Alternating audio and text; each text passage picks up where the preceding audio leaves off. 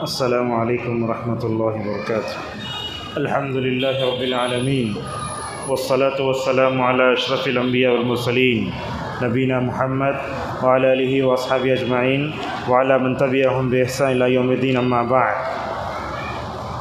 8ویں پارے میں جو اہم مضامین ہیں اس میں داخل ہونے سے پہلے ایک اہم بات کی طرف اشارہ کرنا مناسب سمجھوں گا۔ مسجد نبوی صلی اللہ علیہ وسلم میں ایک امام ہیں، ان کا نام ہے صلاح البدیر۔ ماشاءاللہ جب بھی جمعہ کا خطبہ دیتے ہیں تو خطبہ جمعہ جو دوسرا ہوتا ہے اس میں ماشاءاللہ بہت دعائیں کرتے ہیں۔ اب دیکھیے کل سے ہمارے 10th کے ایگزام شروع ہونے والے ہیں، ویسے اس موقع پر ہم نے دیکھا حرم نبوی کے ممبر پر بھی ماشاءاللہ طلباء و طالبات کے لیے امتحانات میں آسانی کے لیے دعا ہوتی ہے، اور ویسے روزہ دار کی دعا قبول ہوتی ہے۔ آپ لوگوں سے گزارش ہے کہ جتنے طلباء و طالبات مسلمان اس میں حصہ لیں گے، اللہ تعالیٰ تمام کو کامیاب فرمائے، تمام طلباء و طالبات کو سوالات کو سمجھنے اور اچھے انداز سے ان کو جواب لکھنے کی توفیق عطا فرمائے۔ اور ایسے موقع پر یہ بھی دعا کریں اللہ تعالیٰ تمام کے لیے دنیا اور آخرت کے سارے امتحانات کو آسان فرمائے، آمین۔ معزز حاضرین، 8ویں پارے کے اہم مضامین کیا ہیں؟ اس پارے میں تقریباً 2 صورتیں ہیں، سورہ انعام کا بقیہ حصہ اور سورہ اعراف کا تھوڑا سا حصہ پڑھا گیا ہے، تو اس میں جو اہم مضامین ہیں وہ آپ کے سامنے بیان کریں گے۔ 8ویں پارہ جو شروع ہوتا ہے وَلَوْ أَنَّنَا، اللہ تبارک و تعالیٰ اس میں فرماتا ہے کہ کفار و مشرکین یہ تمنا کرتے ہیں کہ فرشتے آ کر ان سے بات کریں۔ یاد رکھیے فرشتے جو ہوتے ہیں یہ اصل میں نورانی مخلوق ہیں، اللہ تعالیٰ جس کے پاس چاہتا ہے ان کو بھیجتا ہے، مگر یہ کفار مکہ کی بڑی عجیب و غریب عادت تھی، ہمیں اللہ کو سامنے سے دیکھ لینا یا فرشتے ہمارے پاس آنا، ہر ایک کے پاس لگے کتاب دینا تبھی ہمیں مانتے۔ اللہ تبارک و تعالیٰ فرماتا ہے ایسے نہیں ہو سکتا۔ اسی طریقے سے دوسری بات اللہ نے اس سورہ میں بیان فرمائی، پارے میں ہر نبی کے دشمن تھے، انسانوں میں سے بھی جنات میں سے بھی، لہٰذا اللہ تبارک و تعالیٰ نبیوں کو دشمنوں سے آزماتا ہے کہ وہ کیسے صبر کرتے ہیں۔ اسی طریقے سے اس پارے کی تیسری بات یہ ہے، اللہ تعالیٰ تبارک و تعالیٰ بتاتا ہے، دیکھیے حق کا معیار قلت و کثرت نہیں ہے، یہ بات یاد رکھیں، لوگ زیادہ جمع ہو جائیں ان کا حق پر ہونا ضروری نہیں ہے، آدمی کم ہو اس پر بھی حق کا ہونا ضروری نہیں ہے۔ آپ دیکھیں دنیا میں ہمیشہ اکثر لوگ جو زیادہ رہے ہیں وہ جاہل ہی رہے ہیں۔ اللہ نے قرآن میں کئی جگہ کہا وَلَكِنَّ أَكْثَرَ النَّاسِ لَا يَعْلَمُونَ، اکثر لوگ نہیں جانتے، کبھی فرمایا اکثر لوگ شکریہ ادا نہیں کرتے، لہٰذا حق پر جو لوگ ہیں اگر ان کو پہچان نہ ہو تو اشخاص کے ذریعے نہیں، ان کی حق کی معرفت کے ذریعے پہچانیے۔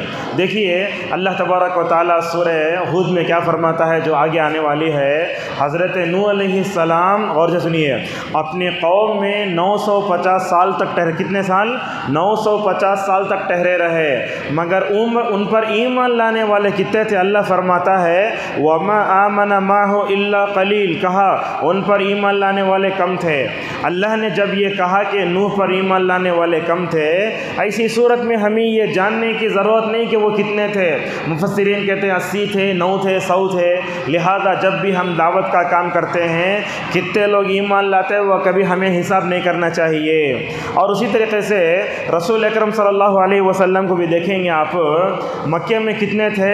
حضرت عمار بن یاسر رضی اللہ عنہ کہتے ہیں میں نے رسول اکرم صلی اللہ علیہ وسلم کو دیکھا، آپ کے ساتھ 5 غلام، 2 عورتیں اور ایک ابو بکر۔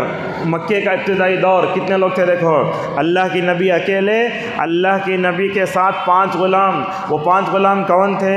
حضرت بلال، زید بن حارثہ، عامر، ابو فقیہہ اور یاسر، یہ 5 غلام ایسے تھے جو نبی کریم صلی اللہ علیہ وسلم پر ایمان لائے، اور 2 عورتیں، کون 2 عورتیں؟ ایک تو اللہ کی نبی کی بیوی ختیجہ اور دوسری جو ہے حضرت سمیہ جو یاسر رضی اللہ عنہ کی ماں کہلاتی ہیں۔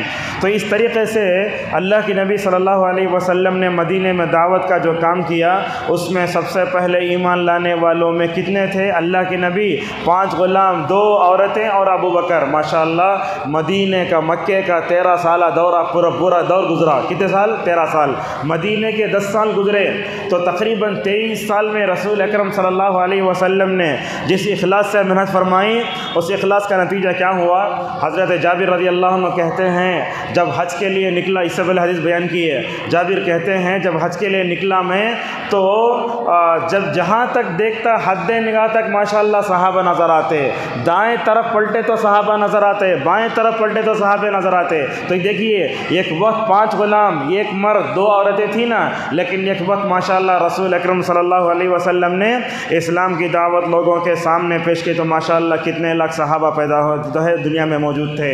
اور یہ حدیث ہے، اللہ کے نبی فرماتے ہیں قیامت کے دن ہر نبی کو اس کے امت ساتھ اٹھایا جائے گا، حضرت نوح آئے گی، ساتھ میں قوم آئے گی۔ لہذا آپ نے فرمایا کچھ لوگ تو ایسے ہوں گے قیامت میں نبی ہوگا ان کے اوپر ایمان لانے والے 2، ان کے اوپر ایمان لانے والے 2، کبھی آپ نے فرمایا ان پر ایمان لانے والا 1۔ قیامت کے دن تو حال یہ ہوگا نبی اکیلا آئے گا، اللہ اکبر، ان پر ایمان لانے والے کوئی بھی نہیں ہوں گے۔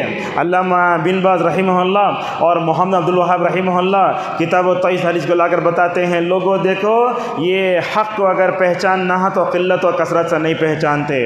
اور سورہ انفال پڑھی گئی ہے، اس کا حصہ کل آتا ہے، خود دیکھیں گے نبی کریم صلی اللہ علیہ وسلم نے جو بدر کی جنگ لڑی اس میں کتنے تھے؟ 300 تھے، ساتھ میں 1000 کا سمندر، مگر آپ صلی اللہ علیہ وسلم نے ایمان کے بل بوتے پر اور نصرت الہی کی وجہ سے ماشاءاللہ ان پر کامیابی عطا فرمائی۔ اللہ نے یہی کہا کم من فئۃ قلیلۃ غلبت فئۃ کثیرۃ باذن اللہ۔ کبھی ایسے ہوتا ہے دشمن ہمارے سے بڑھ کر ہوتا ہے، ہم کم ہوتے ہیں مگر پھر بھی ماشاءاللہ جیت جاتے ہیں۔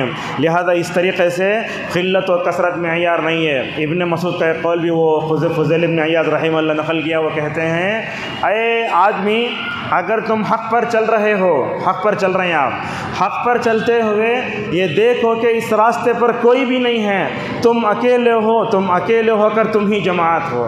لہٰذا حق کے راستے پر چلتے ہوئے اس میں لوگ کم ہیں بلکہ انسان کو وحشت نہیں محسوس نہیں کرنا چاہیے، اس لیے کہ حق کے جو طلبگار ہوتے ہیں پورے دنیا میں ہمیشہ کم ہی رہے ہیں۔ اسی طریقے سے اس بارے میں اللہ نے اور ایک بات یہ بتائی، اللہ نے کیا کہا؟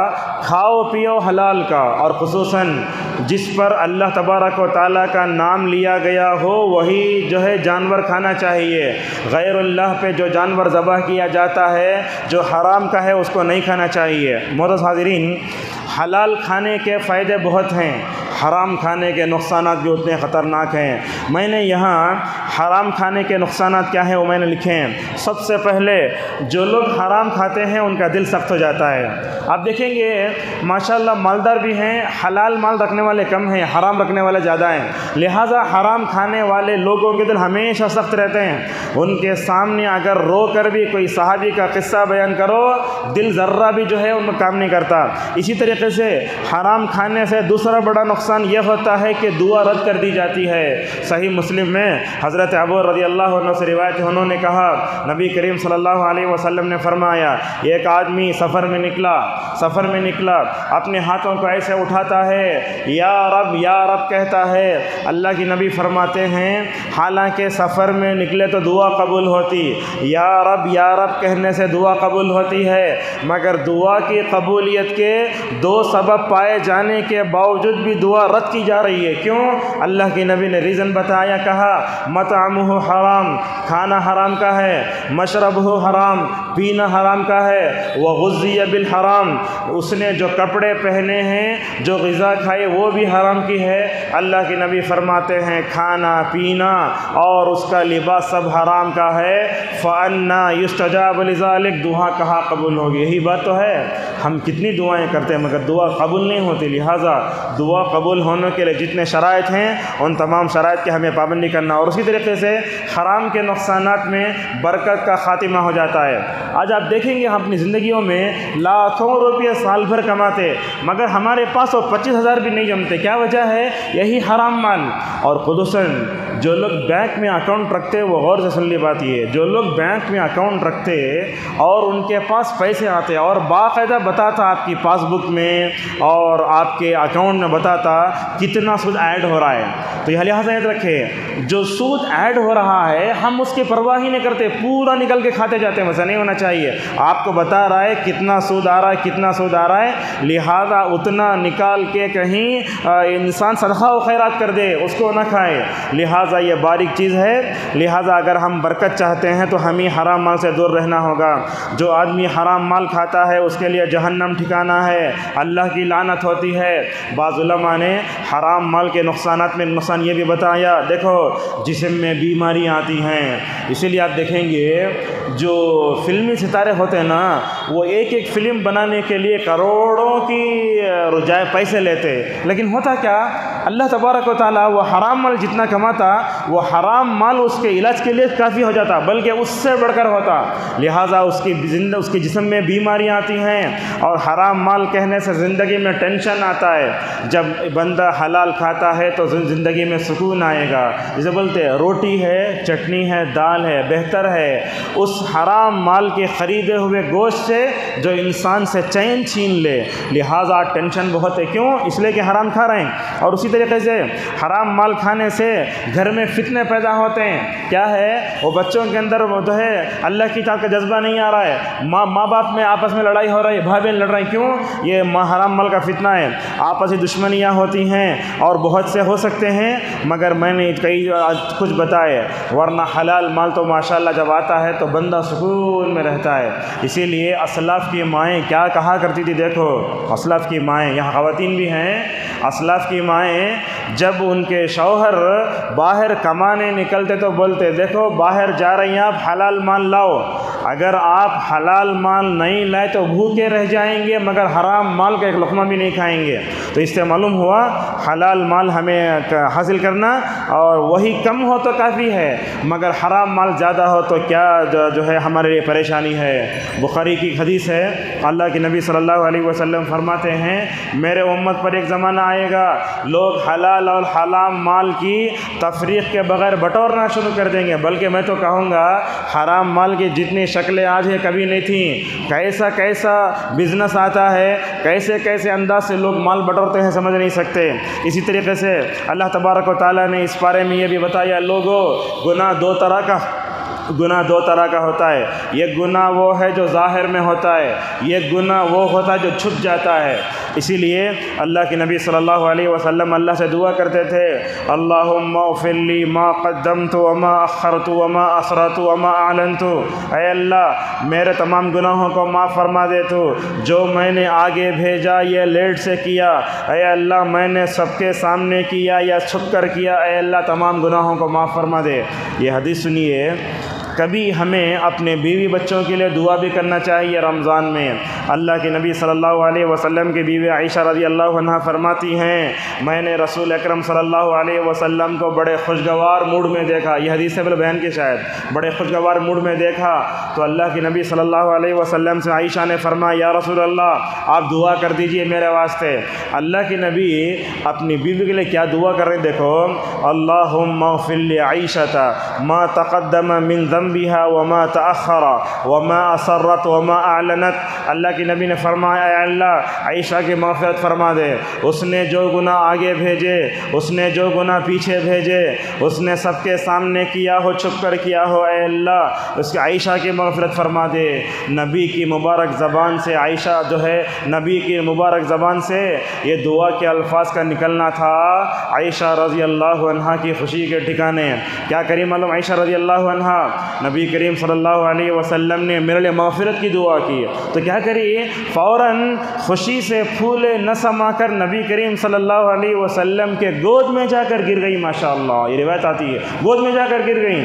آپ صلی اللہ علیہ وسلم نے عائشہ سے گود میں پڑھی ہیں۔ اللہ کے دیکھو شوہر بیوی میں کتنی محبت ہے یہ۔ اللہ کے نبی نے پوچھا اے اسرو کی دعائی یا عائشہ، اے عائشہ میں نے تمہارے حق میں دعا کیا ہے، تمہیں خوشی ہوتی ہے کیا؟ تو اللہ کی نبی نے عائشہ نے کہا یا رسول اللہ آپ دعا کریں مجھے خوشی نہ ہو۔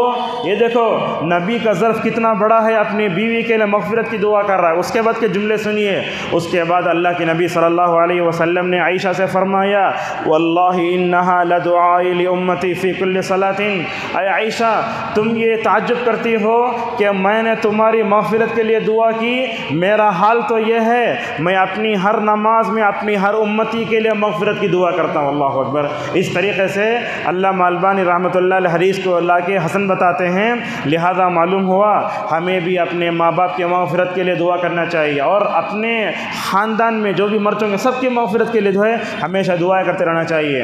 بلکہ اللہ کے نبی صلی اللہ علیہ وسلم نے فرمایا بندہ یہ دعا پڑھتا ہے اللہم اغفر للمؤمنین والمؤمنات والمسلمین والمسلمات، اتنا پڑھتا ہے تو اللہ تبارک و تعالیٰ پڑھنے والے کے گناہوں کو بھی معاف فرما دیتا ہے۔ لہذا ہمیں حلال مال کیا ہے وہ جاننا چاہیے، حرام مال جاننا بچنا چاہیے، اور گناہ جو بھی ہو تنہائی کے ہوں سب کے سامنے ہوں ہر گناہ سے بچ کر رہنے کی ہمیں مکمل طور پر کوشش کرنا چاہیے۔ اسی طریقے سے اللہ نے یہی بتایا ہدایت اللہ کی بہت بڑی دولت ہے۔ ہم آپ سے پوچھتے ہیں اگر آپ کی سانس آتی جاتی رہی ہے ماشاءاللہ آپ کا سینہ کچھ بھی نہیں ہوتا، لیکن ذرہ تکلیف ہوئی ہارٹ آیا یا نہیں تو اگر آپ کو گیس کی شکایت ہوئی کیا تھا دل کے دباتا بولتے۔ اسی طریقے سے ہدایت کی مثال بھی ہے، گمراہی کی مثال بھی ہے۔ جب انسان ہدایت پہ رہتا ہے تو سمجھیے اس کی مثال آنے والے جانے والی سانس کی طرح ہے، ماشاءاللہ پرسکون ہے۔ جیسے ہی اللہ اس کو گمراہ کر دیتا ہے ہوتا کیا ہے، ایسے معلوم ہو رہا ہے کہ سینہ دبا رہے اور پر چڑھ رہا ہے۔ اس طریقے سے معلوم ہوا انسان کے اوپر ہدایت کا ضلالت کا مکمل طور پر اثر پڑتا ہے۔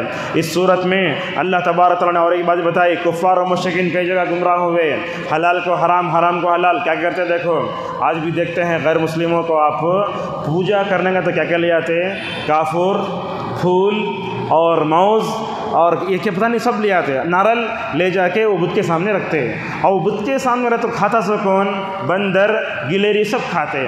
لہٰذا یہ لوگ بھی کیا کرتے تھے نعوذ باللہ اللہ کی دی ہوئی نعمتوں کو جا کر بتوں کے سامنے رکھتے تھے، اور کھیتوں میں حصہ آتا تھا، فصل کٹتی تو کیا بولتے دیکھو یہ کھیتی میں جو حصہ آتا اس کے بارے میں یہ لوگ ایسے بولتے تھے وہ کھیت میں اپنے معبودوں کا بھی حصہ ہے، یعنی کھیت جو کٹتا تھا وہ معبودان باطلہ کے نام پر نعوذ باللہ کاٹتے تھے۔ اللہ تعالیٰ فرماتا ہے اللہ کا جو حصہ ہے وہ معبودان باطلہ کو دیتے، مگر جو کٹتا وہ معبودان باطلہ کے دے کے اللہ کے راستے میں نعوذ باللہ خرچ نہیں کرتے تھے، تو اس طریقے سے ناروا سلوک کرتے تھے۔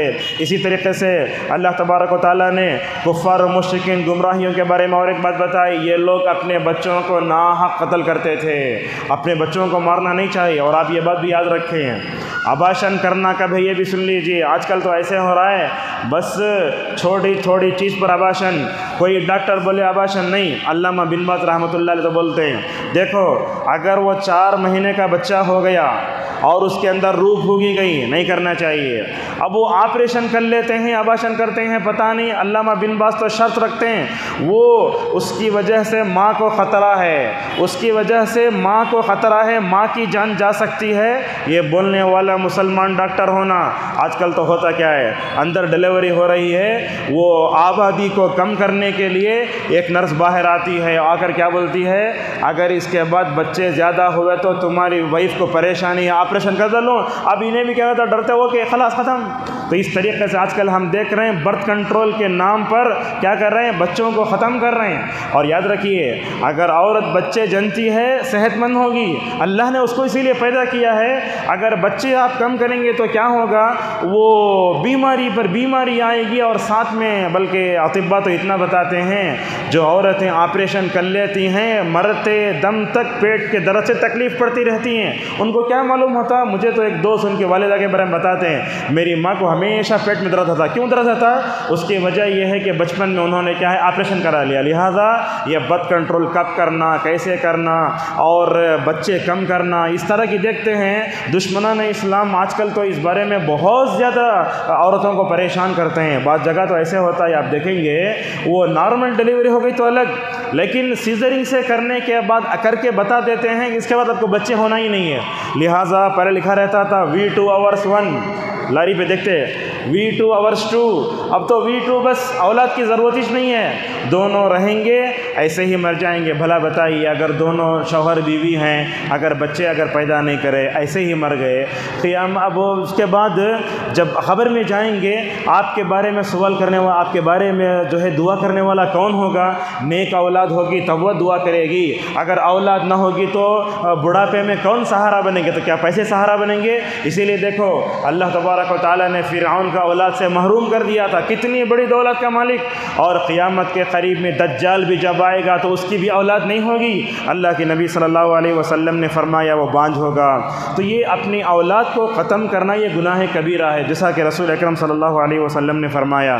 اور اسی طریقے سے اور ایک بات بھی ہے، وہ یہ ہے کہ مثال کے طور پر کفار مکہ کیا کرتے تھے؟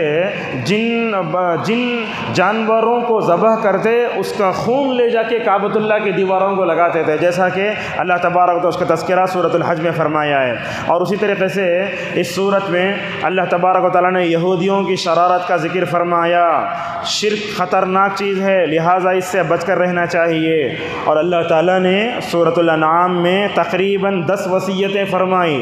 یہ وصیتیں، ان وصیتوں کے بارے میں ابن مسعود رضی اللہ عنہ نے فرمایا جو آدمی رسول اللہ صلی اللہ علیہ وسلم کی وصیتوں کو دیکھنا چاہتا ہے اس کو چاہیے کہ سورہ انعام کی وہ آیتیں پڑھے. وہ کیا کیا وصیتیں ہیں؟ سب سے پہلے اللہ کی نصیحت یہ ہے شرک نہ کرو.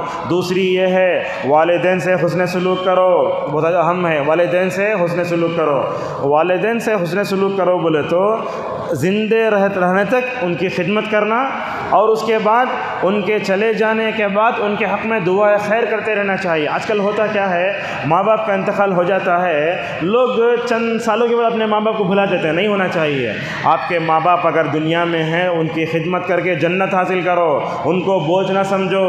آج کل تو شارٹس میں ایسے ایسے چیزیں بتا رہا ہے، باپ کے لے جا کے جہاں مطلب بلے جا کے ندی میں پھینک رہا ہے. اب وہ ہمارے چھوٹے چھوٹے بچے جب دیکھ لیتے کیا کرتے ہیں، بڑے ہو کے باپ کو جا کے ڈھکلتے ہیں. ایسا تو اس طریقے کے شارٹ دکھائیں دماغ خراب ہو جاتا ہے. تو لہٰذا جب ماں باپ زندہ ہوں ان کی خدمت کر کے جنت حاصل کر. دیکھیں ایاس ابن معاویہ رحمہ اللہ بہت بڑے تابعی تھے شاید. یہ جب ان کے والد کا انتقال ہوا ماشاءاللہ کیا بولتے ہیں، دیکھو جب میرے والد کا انتقال ہوا میرے لیے سب سے بڑا نقصان یہ ہے کہ جنت کا دروازہ بند ہو گیا ہے. اور والدین کے انتقال سے ماں باپ کو والدین کے انتقال سے بچوں کو جو سب سے بڑا نقصان یہ ہوتا ہے کہ بچے اپنے ماں باپ کی دعا سے محروم ہو جاتے ہیں. جب تک ماں باپ زندہ رہتے ہیں اپنے بچوں کے لیے دعا کرتے رہتے ہیں. جیسے ماں باپ کا انتقال ہو جاتا ہے تو بچے ماں باپ کی دعاؤں سے محروم ہو جاتے ہیں. لہٰذا شادی سے پہلے، شادی کے بعد بھی اپنی بیوی کی باتوں میں آ کر اپنے ماں باپ کو نظر انداز نہیں کرنا چاہیے. بعض لوگوں کو دیکھتے بیوی کے سامنے ماں کو ڈانٹتے، بیوی کے سامنے باپ کو ڈانٹتے، اور اسی طریقے سے ساس سسر بھی اسی میں آتے ہیں. لیکن مجھے یہ سمجھ میں نہیں آتا کہ ساس کو امی بلانا کیسا ہے، اللہ عالم نہیں معلوم. ساس کو دوسرے الفاظ بلائیں لیکن ساس کو امی امی بلاتے ہماری خواتین، اس کا حکم کیا ہے نہیں معلوم. لیکن ساس سسر یہ بھی ماں باپ کے حکم میں آتے ہیں. رسول اکرم صلی اللہ علیہ وسلم کے سسر ابو بکر کے والد ابو قحافہ، فتح مکہ کے موقع پر حضرت ابو بکر صدیق اپنے والد کو گود میں اٹھا لائے. اللہ کے نبی نے کیا فرمایا، ابو بکر یہ میرے دادا سسر ہیں نا. اللہ کے نبی کو بولے کئی کو بڑے آدمی کو تکلیف دیے، اگر میں خود چاہتا تو ان سے آ کر مل لے سکتا تھا. لہٰذا ساس سسر سے حسن سلوک کرنا یہ بھی ہمارے لیے جو ہے بہت اہم ہے. اسی طریقے سے اولاد کو مارنا، فواحش کے قریب نہ جانا، اور اسی طریقے سے کسی بھی نفس کو ناحق قتل نہیں کرنا چاہیے. اور یتیم کے مال کے قریب بھی نہیں جانا. کیا مطلب، کوئی یتیم ہے اگر آپ اس کا مال لے کر اچھے طریقے سے اس کی تربیت کر سکتے، کفالت کر سکتے بولے تو مال لینا. آدمی کیا کرتا، مال لے لیتا پورا کھا جاتا. اللہ کے نبی نے فرمایا ہلاک کرنے والے چیزوں میں یتیم کا مال ناحق کھانا بھی ہے. اسی طریقے سے ناپ تول میں برابر کرنا، کمی نہیں کرنا. آج کل تو پتہ نہیں کیسے کیسے ترازو آ گئے ہیں، اب اس میں کسی چیز میں رکھ کر تولتا، اس کے کچھ 50-100 گرام ہو جاتا، وہ اب لوگ کیا کرتے ہیں، وہ زیرو لانے سے پہلے رکھ کر تولنا شروع کرتا، اب وہ تول جاتا بھی نہیں، فوراً اٹھا کے دل کے ڈالتا۔ نہیں کرنا چاہیے، ناپ تول میں برابر ہونا چاہیے۔ اگر اس میں اگر آپ کوتاہی کر دیں گے تو آپ کے بزنس میں سے برکت کا خاتمہ ہو جائے گا۔ اور اسی طریقے سے انصاف کرنا چاہیے، سیدھے راستے پر چلنا۔ اہدنا الصراط المستقیم جو بولے وہ کیا ہے، وہ سیدھا راستہ، وہ سیدھا راستہ اللہ کا راستہ ہے، جنت کا راستہ ہے، محمد صلی اللہ علیہ وسلم کا بتایا ہوا ہے، قرآن کا راستہ ہے، اس کے پر چلو، اس پر چلو۔ اور اسی طریقے سے قرآن سے برکت حاصل کرنے کے 7 فائدے، 7 پوائنٹ آپ کے سامنے بیان کر رہے ہیں، اسے غور نوٹ کیجیے۔ اسے قرآن سے برکت حاصل کرنے کیا مطلب، کیا ہم قرآن کھولیں اس کو چومیں پڑھ کے رکھ دیں، ایسا نہیں ہے۔ قرآن سے برکت حاصل کرنے کے 7 علماء نے جو ہے طریقے بتائے۔ ایک تو یہ ہے سب سے پہلے اس کے پڑھنے کی برکت، اگر آپ الف لام میم پڑھتے ہیں تو 30 نیکیاں ملیں گی۔ اب دیکھیں تراویح میں حافظ صاحب نے اتنی قرات کی، ہم نے بھی سنا، ماشاءاللہ ہر حرف پر 10 نیکیاں ملیں گی ماشاءاللہ۔ تو یہ پڑھنے کی برکت سب سے پہلے۔ دوسرا ہے اس پر عمل کرنے کی برکت، جو لوگ قرآن پہ عمل کرتے ہیں یہ بھی اس میں برکت ہے۔ کیسے؟ سورہ نور میں آتا ہے، اللہ تبارک و تعالیٰ فرماتا ہے اگر کسی کے گھر پر جا کر دروازے پر مارے، کالنگ بیل مارے، اگر مس کال کرے، انہوں نہیں آئے، 3 بار اجازت پوچھنا، نہیں ملے تو واپس آ جانا۔ اسلاف میں سے کسی کے بارے میں آتا ہے کسی کے گھر پر جا کر آواز دے کر وہ 3 مرتبہ واپس نہیں آئے، بول کے ماشاءاللہ خوش ہو کے آگے لوگ پوچھے کئی خوش ہو کے بول رہے ہیں، اللہ تعالیٰ نے 3 مرتبہ اجازت لینے کا حکم دیا، وہ 3 مرتبہ اجازت نہیں ملی، اس وجہ سے واپس آیا، تو ماشاءاللہ قرآن کی آیت پر عمل ہو گیا مجھے۔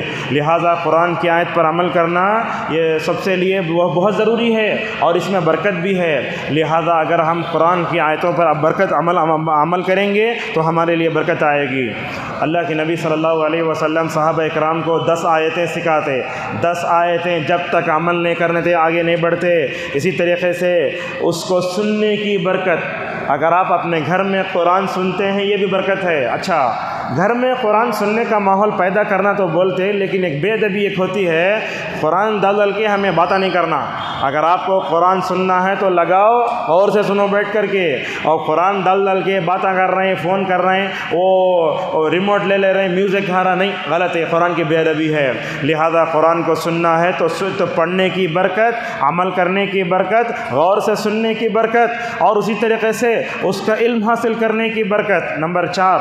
نمبر 5 ہے اس سے شفا حاصل کرنے کی برکت۔ آپ دیکھتے ہیں بعض بیماریاں آتی ہیں، سی ٹی اسکین بھی لے لیا، سب ہو گیا، کیا بھی بیماری سے نہیں بتا رہا، اب وہ کیا ہو جاتا ہے، لوگ سمجھتے ہیں کینسر آ گیا، سمجھ جاتے ہیں، ڈر جاتے ہیں۔ وہ نہیں ڈرنا چاہیے۔ کبھی کبھی ایسا ہوتا ہے جنات کا، شیاطین کا حملہ انسان پر ہوتا ہے، اس کی کئی علامتیں علماء نے بتائیں، انسان خیالی باتیں کر رہا ہے، اچانک وہ ہڑبڑا کے اٹھ جا رہا ہے، یا آدمی غصہ ہو جا رہا ہے، یہ سب اس کی علامتیں ہوتی ہیں۔ لہٰذا قرآن جو ہے نا ہماری روحانی بیماریوں کے لیے اور ہماری جسمانی بیماریوں کے لیے بھی شفا ہے۔ جب ہم یہ کہتے ہیں کہ قرآن جسمانی بیماریوں کے لیے شفا ہے تو لوگ کیا کریں اس میں، یہ آیت کینسر کی، یہ آیت لو میرج کی۔ پرسوں ایک ہمارے شاگرد میسیج بھیج رہے ہیں، لو میرج کے لیے قرآن سے صلاح کرتے ہیں، استغفر اللہ، یہ گندے کام کے لیے قرآن سے صلاح کرتے ہیں۔ اور بعض لوگ بولتے ہیں ایک آدمی گم ہو گئے تو وہ آیت پڑھ تو آ جاتا ہے۔ اب بعض مرتبہ ایسا ڈیلیوری ہونا بولے تو وہ آیت عورت کے کمر میں اگر بندی تو ڈیلیوری آسان ہو جاتی، اس طریقے سے نہیں بولنا چاہیے۔ قرآن کی کوئی بھی آیت پڑھو آسانی ہوتی، وہ آیت کینسر کی، وہ شفا کی نہیں بولنا چاہیے۔ ہمارے اسلاف رقیہ وغیرہ جو کرتے تھے، جادو کا توڑ پھلان جو عمل ہے وہ تو کر سکتے، مگر یہ آیت اس کے واسطے ہے، ایسا بولنا صحیح نہیں ہے۔ اور اسی طریقے سے 6ٹھی چیز ہے قرآن سے برکت حاصل کرنے کے لیے، قرآن کی روشنی میں اپنے زندگی کے فیصلے کرنا۔ نمبر 7، قرآن سے برکت حاصل کرنے کے لیے قرآن سے عبرت حاصل کرنا۔ اللہ تبارک جو چیزیں بیان کی ہیں، اس طریقے سے اس میں قربانی کی دعائیں، قل ان صلاتی و نسکی و محیا و مماتی للہ رب العالمین، زندگی کا مقصد بتایا گیا۔ اور اس کے بعد اللہ نے کہا من جاء بالحسنۃ فلہ عشر امثالھا، ایک نیکی کرے تو 10 نیکی ہیں، صحیح ہے، ٹھیک ہے۔ لیکن رمضان میں ایک کام کرے تو 70 نیکیاں جو بولتے ہیں وہ صحیح نہیں ہے۔ اللہ تبارک و تعالیٰ کتنا بڑھائے گا نہیں معلوم، 70 مت بولو، اللہ تعالیٰ جتنا چاہے دے سکتا ہے، لہٰذا اس کو 70 بول کے محدود کرنا یہ صحیح نہیں ہے۔ نیکیوں کی حفاظت کیجئے، نیکیوں کو چھپاؤ۔ سورہ انعام کے آخری میں اللہ نے یہ بات بتائی، اے لوگو ہم نے تم کو دنیا میں پیدا کیا، تمہارے اندر ہم نے لیول بنائے، ایک آدمی مالدار، ایک آدمی میڈیم، ایک آدمی فقیر، ایک آدمی مسکین۔ اگر دنیا میں پورے مالدار ہوتے زکوٰۃ کا مال کون کھاتا؟ اللہ تعالیٰ سارے اگر فقراء پیدا کرتے زکوٰۃ کا مال کون دیتے؟ اللہ نے لیول بنایا ہے، یہ لیول میں رہ کر زندگی گزارو۔ میں مالدار بن جاؤں گا نہیں ہو سکتا، میں فقیر ہوں، اللہ تعالیٰ نے جتنا لکھا ہے وہ جتنا ہو کر رہے گا۔ جیسا کہ علامہ ابن القیم رحمہ اللہ فرماتے ہیں، اللہ تعالیٰ مالداروں کو غریبوں سے آزماتا ہے، غریبوں کو مالداروں سے آزماتا ہے، یہ دنیا کا اصول ہے۔ اس کے بعد اعراف سورہ شروع ہوئی۔ اعراف کی سبب یہ بھی سمجھ لی، اعراف کا مطلب کیا ہوتا ہے؟ جن کی نیکیاں اور برائیاں برابر ہوتے ہیں وہ لوگ کہاں جائیں گے؟ نیکیاں زیادہ ہو تو انسان کہاں جائے گا؟ جنت میں جائے گا۔ برائیاں زیادہ تو کہاں جائے گا؟ جہنم میں جائے گا۔ لیکن وہ لوگ ان کو کدھر بھی جانے نہیں ہو رہا ہے، نیکیاں برائیاں دونوں برابر، نہ جنت میں جا سکتے نہ جہنم میں جا سکتے۔ ایسے لوگوں کا کیا ہوگا؟ ایسے لوگوں کو جنت میں جانے سے پہلے ایک پل پر روک دیا جائے گا، وہاں کھڑے ہو کر جس کا بدلہ ہے، ظلم کیا ہے، پورا مکمل طور پر بدلہ لینے کے بعد جتنی برائیاں ختم ہو جائیں گی، بعد میں ان کو جنت میں داخل کیا جائے گا۔ اور یہ اعراف ہے نا، اس بارے میں ابن عثیمین رحمہ اللہ ایک بڑی بات بتاتے ہیں، جن کی نیکیاں اور برائیاں برابر ہیں ان کا تعلق اس امت کے ساتھ خاص نہیں ہے، بلکہ ہر امت میں ایسے لوگ ہو سکتے ہیں۔ موسیٰ کی امت میں بھی ہو سکتے، عیسیٰ کی امت میں بھی ہو سکتے، حضرت یونس کی امت میں بھی ہو سکتے ہیں۔ لہٰذا ایسے لوگ قیامت کے دن آئیں گے، اللہ تبارک و تعالیٰ ان کا انجام کیا کرے گا، اللہ نے اس کے بارے میں وہ باتیں بتائی۔ سورہ اعراف اس انداز میں شروع ہوتی ہے، الف لام میم صاد کتاب انزلناہ الیک فلا یکن فی صدرک حرج۔ بہت مشہور عالم دین امین شنقیطی رحمہ اللہ کے بارے میں آتا ہے، وہ لکھا ہے ان کی تفسیر میں، امین شنقیطی رحمہ اللہ ایک دن سورہ اعراف کی آیتیں کی تفسیر شروع کرنے بیٹھے۔ کہاں بیٹھے؟ مسجد نبوی صلی اللہ علیہ وسلم میں بیٹھے۔ کیا سوچے نہیں معلوم، سورہ اعراف کی ابتدائی آیتوں کی تشریح کرتے کرتے اتنا روئے، بعض دیکھنے والے علماء نے یہ گواہی دی ہے نماز عشاء سے لے کر فجر تک ماشاءاللہ روتے رہے۔ لہٰذا یہ قرآن کی کوسی آیت انسان گھبر لائے کہ نہیں بول سکتا۔ اللہ کیا فرماتا ہے؟ دیکھو یہ قرآن ہم تم پر اتار رہے ہیں، اس قرآن کو لینے میں ذرہ برابر بھی حرج محسوس نہیں کرنا چاہیے۔ اور اسی طریقے سے اللہ کے نبی صلی اللہ علیہ وسلم ایک بات یہ بھی ہے، ائمہ وغیرہ غور سے سنیں، بات یہ ہے ہمارے پاس ہوتا کیا ہے، مغرب میں چھوٹے چھوٹے سورے پڑھنا سیکھ لیے ہم لوگ، قل اعوذ برب الناس، قل هو اللہ احد۔ یہ مغرب کی فرض نماز میں یہ چھوٹی چھوٹی سورتوں کے پڑھنے کا رواج مروان نے شروع کیا۔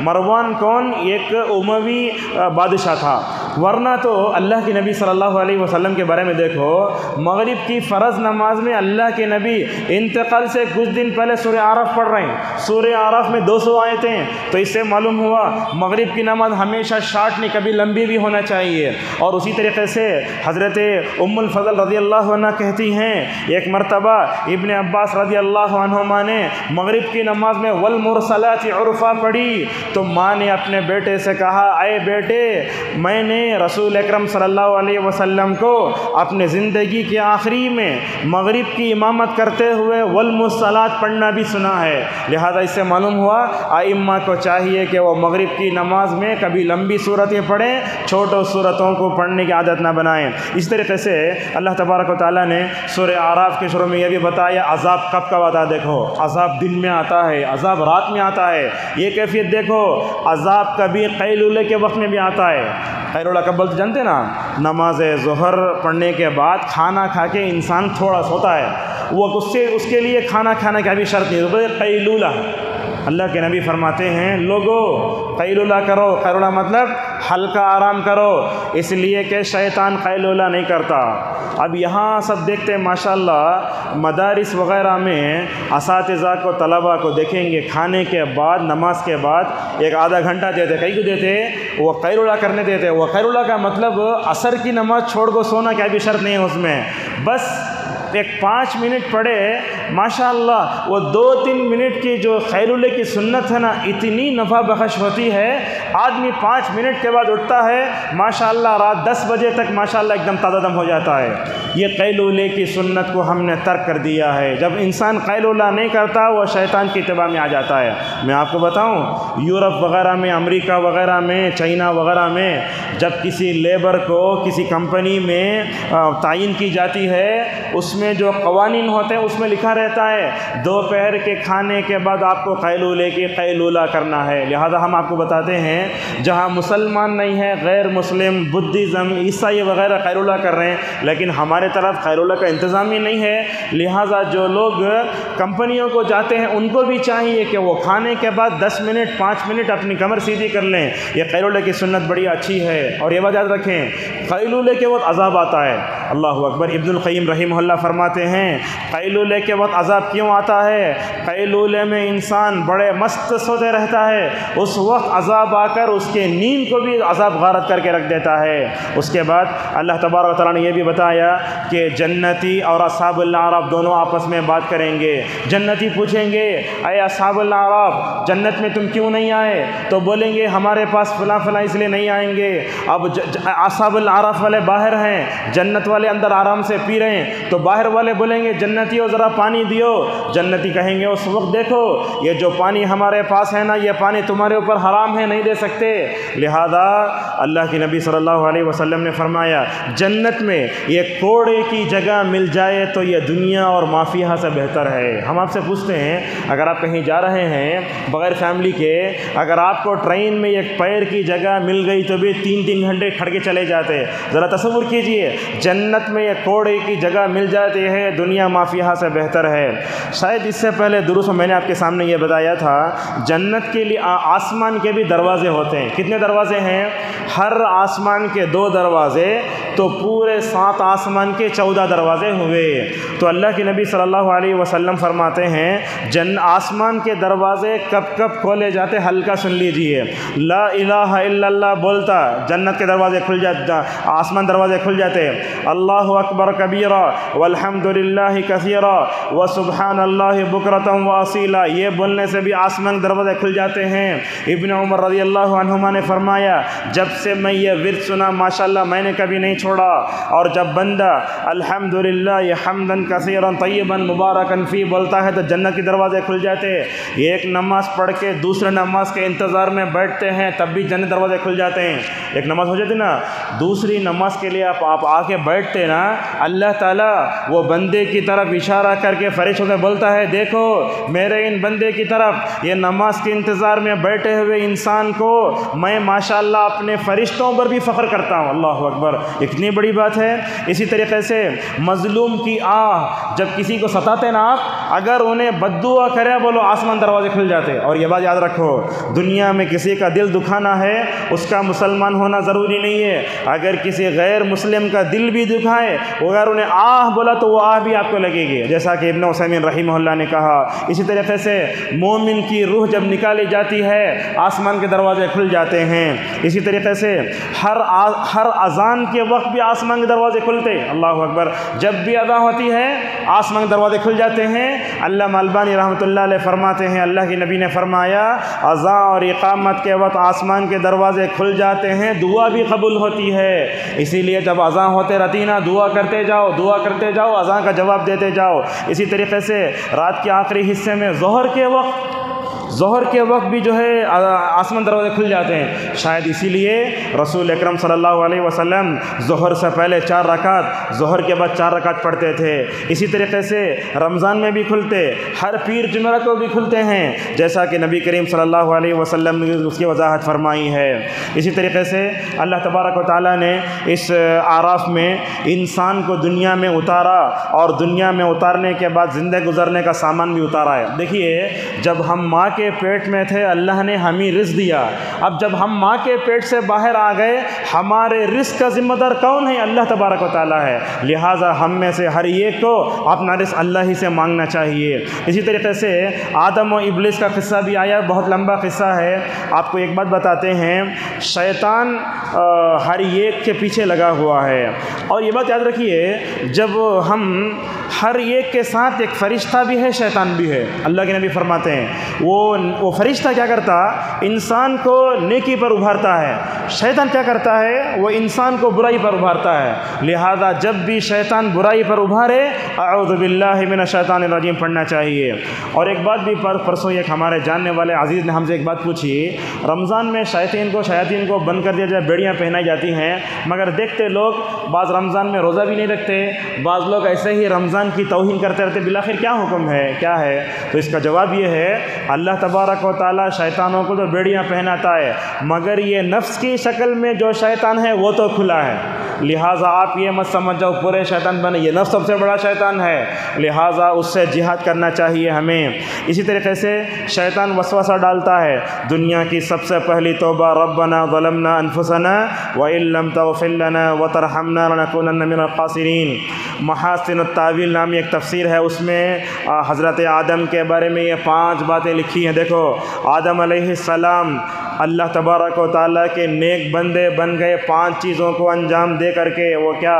سب سے پہلے انہوں نے گناہ کا اقرار کیا، نمبر 1، نمبر 2 گناہ پر نادم ہوئے، نمبر 3 گناہ کرنے کے بعد انہوں نے اپنے نفس کو ملامت کیا، نمبر 4 گناہ کر کے فوراً اللہ کی طرف لوٹے، اور 5 یہ ہے کہ وہ اللہ کی رحمت سے مایوس نہیں ہوئے۔ شیطان اس کا الٹا کریا، کیا کریا؟ سب سے پہلے اس نے گناہ کا اقرار نہیں کیا، پریشان شرمندہ بھی نہیں ہوا، اپنے نفس کو ملامت بھی نہیں کیا، توبہ بھی نہیں کیا، بلکہ اپنے رب سے مایوس ہو گیا۔ اسی لیے شیطان کو ابلیس کہتے ہیں۔ اللہ تبارک و تعالیٰ نے اے آدم کے بیٹے کہہ کر یہ کہا، اے آدم کے بیٹو دیکھو ہم تمہارے لیے 2 لباس دنیا میں اتارتے ہیں، ایک لباس وہ ہے جو تم پہنتے ہو، یہ لباس اللہ کی بہت بڑی نعمت ہے، یہ ہماری عیوب کو چھپاتا ہے، اگر یہ لباس نہ ہوتا تو ہم ننگے ہو جاتے۔ ایک لباس کون سا ہے؟ پہنا ہوا لباس، اور ایک لباس ہے تقوی کا لباس۔ ہم یہ اس لباس پر تو بڑی توجہ دیتے، مگر تقوی کے لباس پر توجہ نہیں دیتے۔ لہٰذا یہ بات یاد رکھیں، اس لباس پر جیسے ہماری توجہ ہوتی ہے ویسے تقوی کے لباس پر ہمیں توجہ ہونا چاہیے۔ اور یہ بات بھی یاد رکھو، ظاہر سے بڑھ کر باطن کو سنوارو۔ اگر آپ باطن کو چھوڑ کے ظاہر پر پوری توجہ دیں گے، نہا لیے، استری کپڑے پہن لیے، شو ساکس پہن لیے، اگر دلوں کی دنیا ویران ہے تو یہ منافقین کی جو ہے علامت ہے۔ اسی طریقے سے اللہ نے فرمایا اے آدم کے بیٹو شیطان نے تمہارے ماں باپ کو جنت سے نکالا، لہٰذا اس فتنے میں کبھی نہ پڑو۔ حضرت آدم و حوا علیہم الصلاۃ والسلام جب آخری بات ہے جنت میں تھے نا، وہ جنت میں نورانی لباس پہن کے تھے، اللہ نے جنت کا نورانی لباس ان کو پہنایا تھا۔ اللہ نے کیا کہا؟ اے آدم و حوا درخت کے قریب نہ جاؤ۔ اب شیطان کیا کیا؟ اندر جا کے ان کو اکسا دیا۔ اس کے بعد کیا ہوا؟ جیسے ہی وہ پھل کھائے، شرمگاہ سامنے کا پیچھے کا حصہ کھل گیا۔ اللہ تبارک و تعالیٰ نے آدم و حوا کے اندر فطری طور پر حیا رکھی تھی، وہ جنت کے درخت کے پتوں سے لے کر اپنے سامنے اور پیچھے کے حصے کو چھپانے لگے۔ اس سے کیا معلوم ہوا؟ ہر آدم کے بیٹے کے اندر حیا ہے، چاہے وہ مسلمان ہو، غیر مسلم ہو، یہودی ہو۔ بلکہ میں تو مثال دیتا ہوں، آج تو لڑکیاں وہ چھوٹی چھوٹی ٹی شرٹ پہن کر نکل جاتی ہیں، وہ حیا ان کو اندر سے یہ پیغام دیتی ہے، وہ ٹی شرٹ کھینچتے رہتے، کیوں حیا کھینچ رہی ہے؟ لہذا معلوم ہوا جیسے شیطان نے آدم و حوا کو ننگا کیا، یہ شیطان کے دنیا کو ننگا کرنے کی یہ تہذیب آج بھی دنیا میں کیا ہو رہا ہے؟ پورے لوگ ننگے ہو جا رہے ہیں۔ اور ننگا جانا تو آج کل کیا ہے؟ ایک تہذیب ہے، بعض لوگ ہیں ننگی پھرتے رہتے ہیں۔ اور آج کل تو ایسا ہے مرد کا لباس لمبا ہوتے جا رہا ہے، عورت کا لباس شارٹ ہوتے جا رہا ہے، بڑی خطرناک بات ہے یہ۔ لہٰذا ہمیں اپنے تقوی کے لباس، اپنے ہر لباس پر مکمل طور پر جو ہے کرنا چاہیے۔ اور اسی طریقے سے آج کے درس کی آخری چیز ہے، اللہ نے یہ بھی بیان کیا، لوگوں جب نماز کو جاتے ہو تو ذرا بن ٹھن کے جاؤ، مردوں کے لیے ہے۔ کفار مکہ کیا کرتے تھے؟ ننگے جا کے طواف کرتے تھے کعبۃ اللہ کا۔ وہ بولتے جس کپڑوں میں گناہ کرتے اس کپڑوں میں ہمیں طواف طواف کرنا اچھا نہیں دکھتا۔ اللہ نے فرمایا کعبۃ اللہ دنیا کے سب سے پاکیزہ جگہ، اگر وہاں جانا ہے تو کپڑے پہن کے جاؤ۔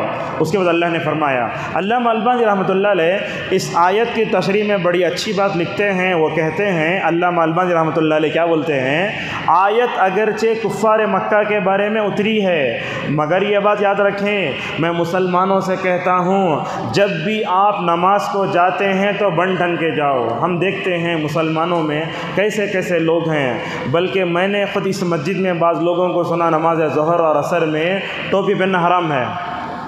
اب پتہ نہیں کہاں سے آ گئی بات، یہ ٹوپی پہننا حرام میں آج تک کوئی بھی عالم نہیں بولا۔ اور یہ ننگے سر نماز پڑھنے کی جو عادت ہو رہی ہے، اس سے سلفیت بدنام ہو رہی ہے۔ بعض لوگ تو ایسے ہیں پوری زندگی بغیر ٹوپی کے ہی نماز پڑھی گزار دیتے ہیں، یہ اچھی بات نہیں ہے۔ میں آپ لوگوں سے نصیحت کرتا ہوں، الحمدللہ اس سے پہلے بھی 2018 میں بھی میں نے آپ لوگوں کو نصیحت کی تھی، آپ لوگ نصیحت قبول کی۔ میں سمجھتا ہوں کہ لوگ اس کو ایک اچھے انداز سے لے کر اس کو عمل کریں گے۔ کیا ہے وہ، یہ بغیر ٹوپی کے، بغیر سر ڈھانپے نماز پڑھنے کو عادت بنا لینا، یہ کفار و مشرکین اور یہود و نصارہ کی عادت ہے۔ جب کافر مطلب جاتا ہے، کس کو مندر جاتا ہے تو وہ ٹوپی نہیں پہنتا، سر کھلا رہتا ہے۔ عیسائی کو بھی دیکھیں گے اب ویسے ہی کرتا ہے۔ لہٰذا حالت احرام میں غور سے سنیے، حالت احرام میں مرد اپنا سر کھلا رکھتا ہے، حج میں عمرے میں کوئی حرج نہیں۔ اب ٹوپی بھول کر آ گئے الگ بات ہے، ٹوپی رکھ کر بھی اپنے جیب میں رکھ کر ننگے سر عادت بنا لینا یہ صحیح نہیں۔ ہوتا کیا معلوم ہے، ہم لوگ ننگے سر اپنی مسجد میں پڑھ لیتے ہیں، اگر دوسرے مسلک کی مسجد میں گئے تو کیا ہو رہا ہے، وہاں ہمارے نماز کی صحیح طریقے کی ترویج و اشاعت نہیں ہو رہی ہے۔ بلکہ آپ کو بتاؤں، تمل ناڈو کی بعض مساجد میں ایسا لکھا رہتا ہے بغیر ٹوپی کے نماز پڑھنے والوں کو اس مسجد میں جگہ نہیں ہے۔ ایسا کرنے سے کیا ہو رہا ہے، سلفیت بدنام ہو رہی ہے، ہمیں جمعیت و جماعت بدنام ہو رہی ہے۔ لہٰذا اس بارے میں ضد نہ کریں، کبھی کبھی ٹوپی پہن لیا کریں۔ اور یہ بات یاد رکھیں، ٹوپی پہننا فرض نہیں، یہ ٹوپی پہننا اصل میں ہماری زینت میں سے ہے۔ جیسے آپ ولیمہ میں گئے تو کیسے جاتے، اللہ نے آپ کو لباس دیا، اچھا لباس دیا، اس لباس کا اچھا اظہار اللہ کی عبادت میں اگر نہیں کرے گا تو کیا ولیمے کی دعوت میں کریں گے۔ لہٰذا جو لوگ ایسا کرتے ہیں، لہٰذا ان کو سوچنا چاہیے ہم پہن رہے ہیں ٹوپی کو عبادت سمجھ کر نہیں، عادت سمجھ کر کے کبھی بھی پہن لیجئے اور کبھی نہیں پہنے تو کوئی الگ بات نہیں، مگر دوسرے مسلک کی مسجدوں میں اگر جاتے ہیں تو ٹوپی پہن کے جائیے، ورنہ امت پہلے سے ہی ٹوٹی ہوئی ہے، ہر جگہ فتنہ ہو رہا ہے۔ ایسی صورت میں ہمیں اپنی طرف سے کوئی فتنہ پیدا نہیں کرنا چاہیے، جتنے فتنے ہیں ان تمام فتنوں کو ہمیں دبا دینا چاہیے۔ سورہ اعراف کے آخر میں اللہ تبارک و تعالیٰ نے نوح کا قصہ، تمام قصہ بیان کیا، انشاءاللہ کل اس پر روشنی ڈالیں گے۔ وآخر دعوانا الحمدللہ رب العالمین۔